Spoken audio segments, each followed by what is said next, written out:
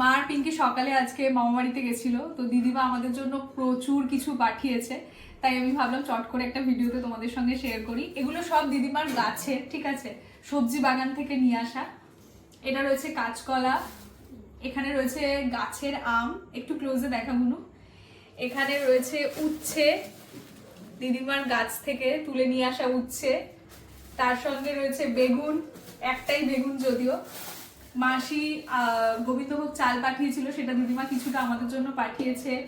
এখানে রয়েছে তরকার ডাল, এখানে রয়েছে আরো এক রকমের ডাল, এখানে রয়েছে প্রচুর প্রচুর লিচু, আর এখানে রয়েছে দেশি মুরগির ডিম, যেটা এরকম খুব সেফলি তোমার কৌটোতে করে পাঠিয়েছে যাতে ভেঙে না যায়।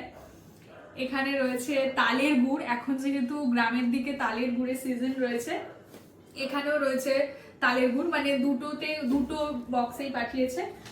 আর এখানে রয়েছে মামার বাড়ি স্পেশাল মাছের পিস মিষ্টি, এটা ছোটবেলায় একটা নস্টালজিয়া ছিল, মানে মামার বাড়িতে গেলে এটা খুব খেতাম, এটা খুব পছন্দ করতাম তখন। আর এখানে রয়েছে তরকারি, দিদিমা শঙ্কর মাছ খুব ভালো বানায়, তো ওটা বানিয়ে পাঠিয়েছে।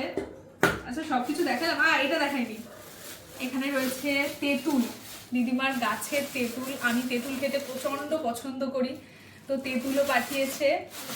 আর এটা তো দেখাইনি তোমাদেরকে, এটা দেখো, এখানে রয়েছে পাটালি গুড়, এখানে রয়েছে পাটালি গুড়, এটাও পাঠিয়েছে। তো এত কিছু পাঠিয়েছে, এগুলো দিদিমার পক্ষেই সম্ভব,